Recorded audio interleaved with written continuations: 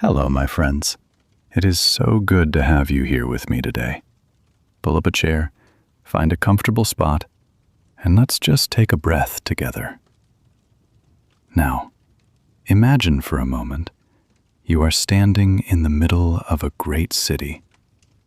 The sun is warm on your face. Around you, thousands of people are walking, talking, laughing.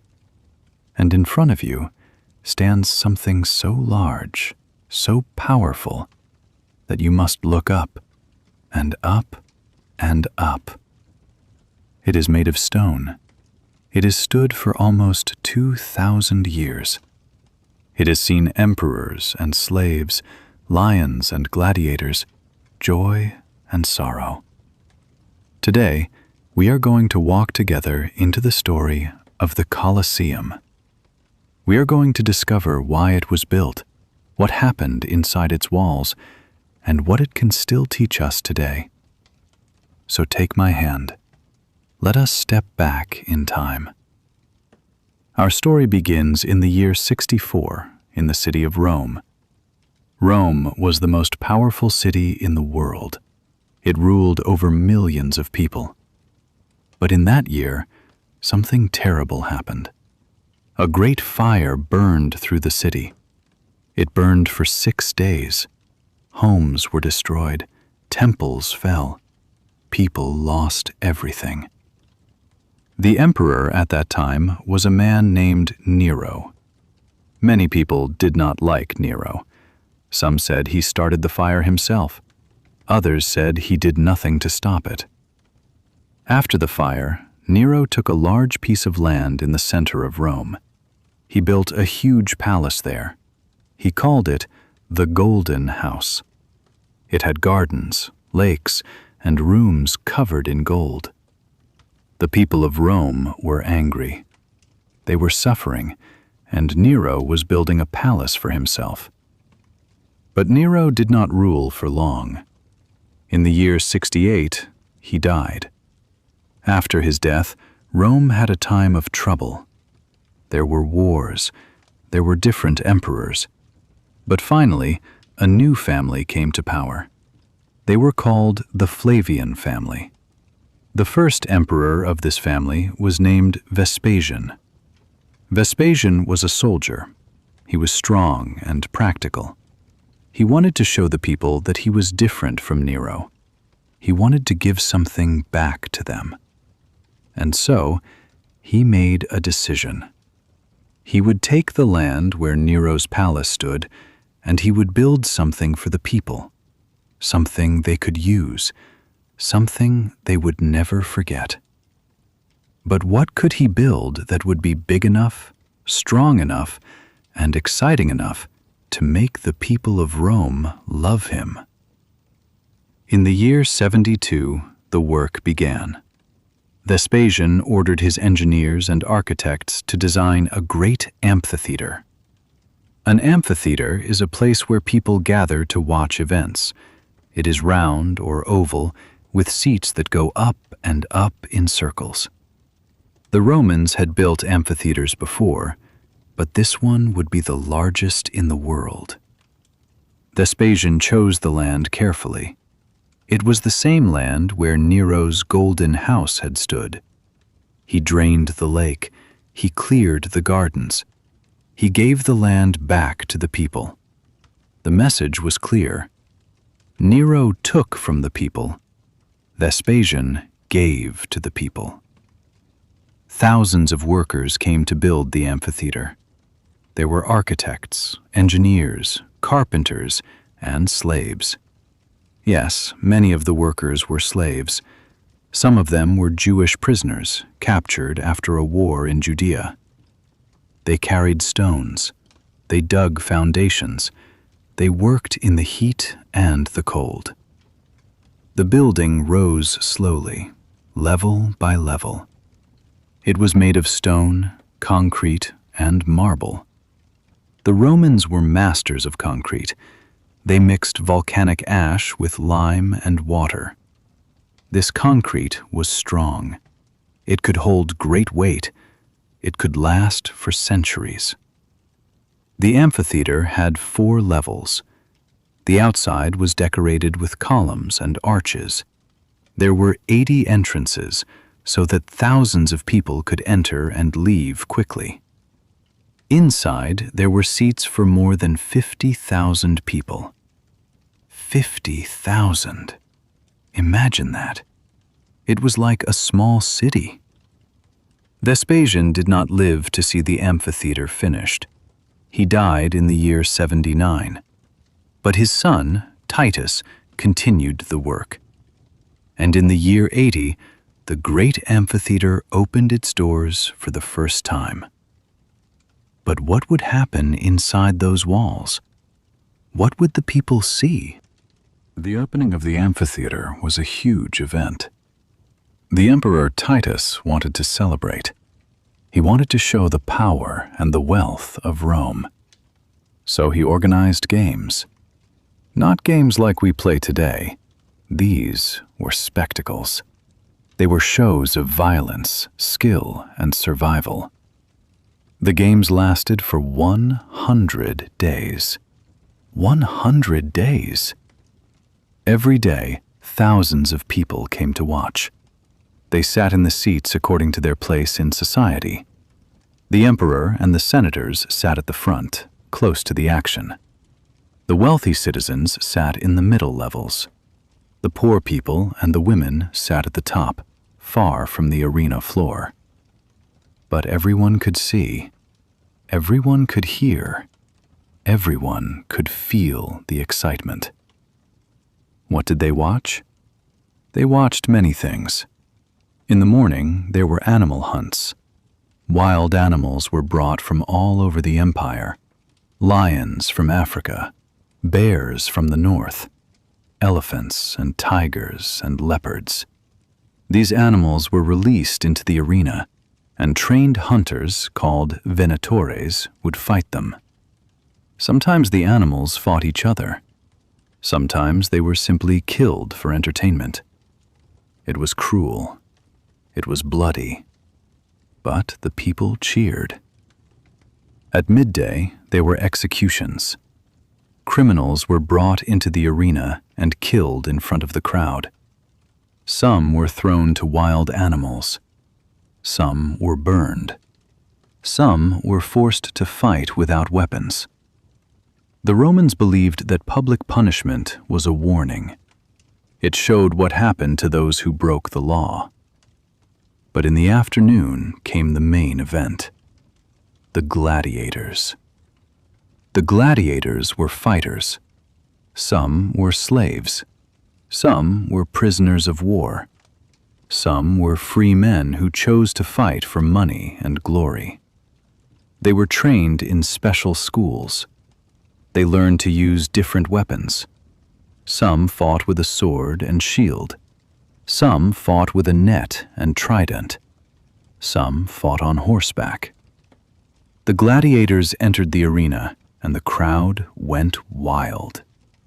The fight began. It was not always a fight to the death. Sometimes, if a gladiator fought bravely, the crowd would ask the emperor to let him live. The emperor would give a signal. Thumbs up meant life. Thumbs down meant death. The gladiators became heroes. People knew their names. Children played games pretending to be gladiators. Women fell in love with them. But their lives were hard, dangerous, and short. For more than 300 years, the amphitheater was the heart of Rome. It was more than just a place for games.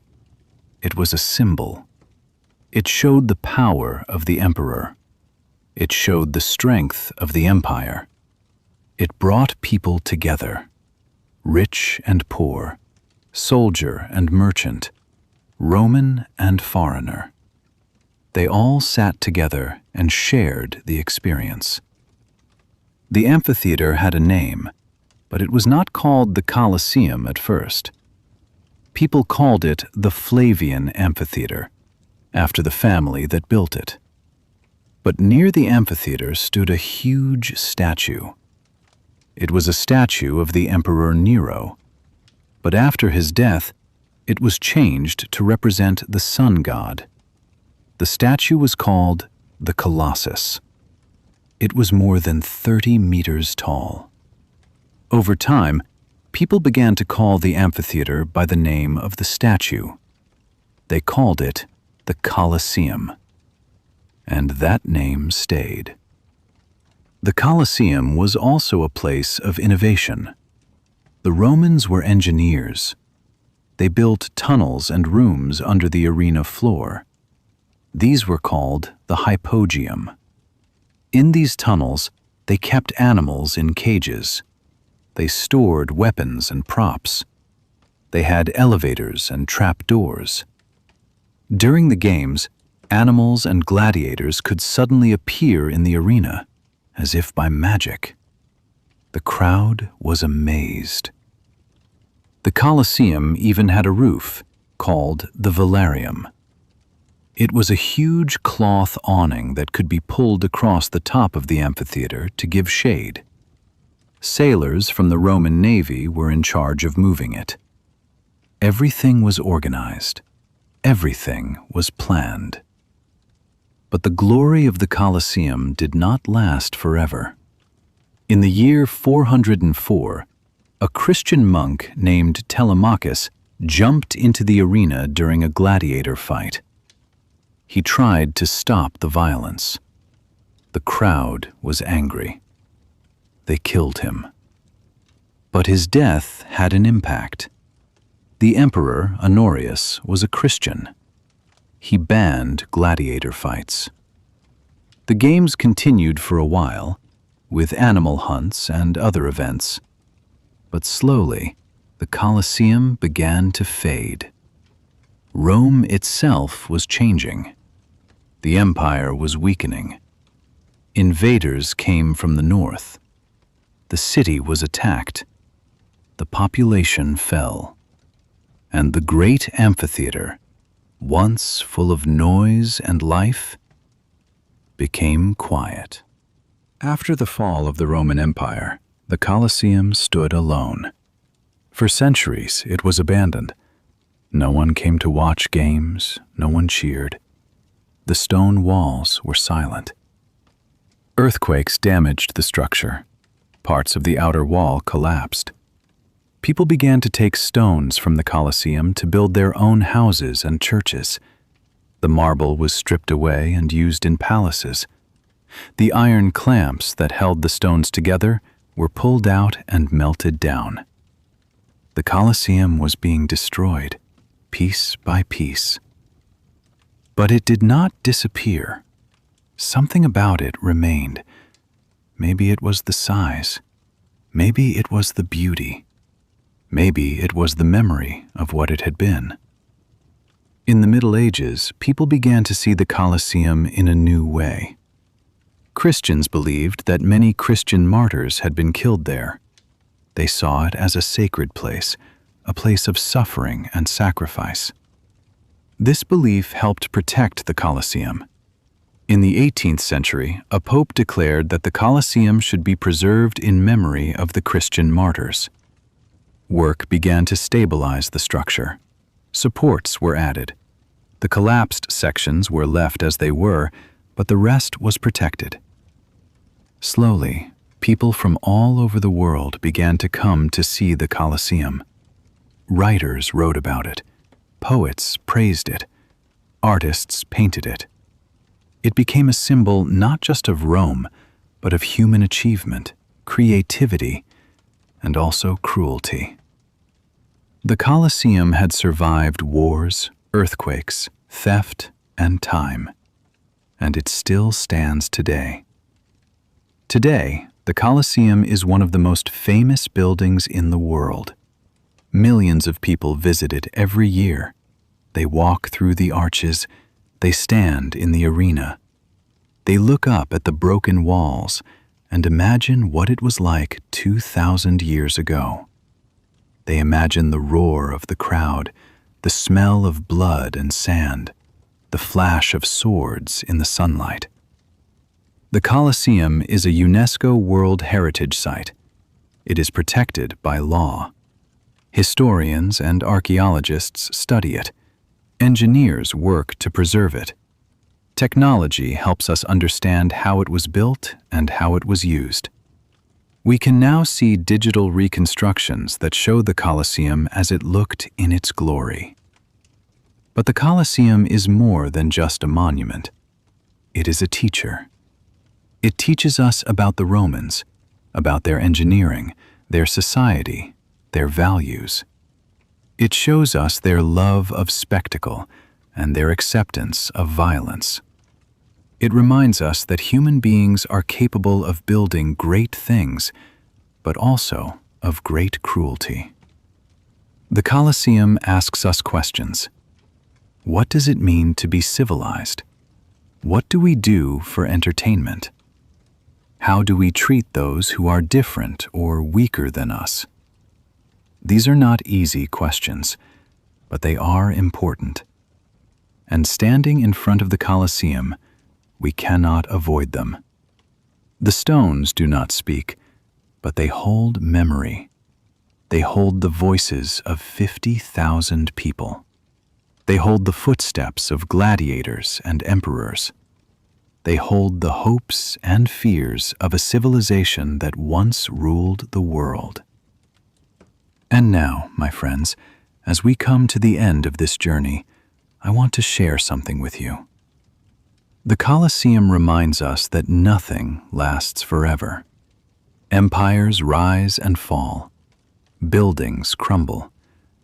But stories remain. And as long as we tell those stories, as long as we listen and learn, the past is never truly gone. You are here because you are learning English. And learning a language is not easy. It takes time. It takes patience. It takes courage. But every time you listen to a story like this one, you are doing more than learning words. You are connecting with history. You are traveling through time. You are opening your mind to new ideas and new worlds. That is the power of language. That is the power of story. I want to thank you for being here with me today. I want to thank you for listening, for imagining, for learning. This is what we do here at Storyline English. We tell stories that teach, that inspire, that help you grow. And I hope you will come back. I hope you will walk with me again into another time, another place, another story. If this story touched you, if it helped you, please leave a comment. Tell me what you learned. Tell me what you felt. Tell me what story you would like to hear next. And if you are not subscribed yet, I invite you to join our community. Every week we travel together through history, through language, through life. You are not alone on this journey. We are walking together. So take a deep breath, close your eyes for a moment, and know that the Colosseum still stands. And so do you. Thank you, my friends. Until next time.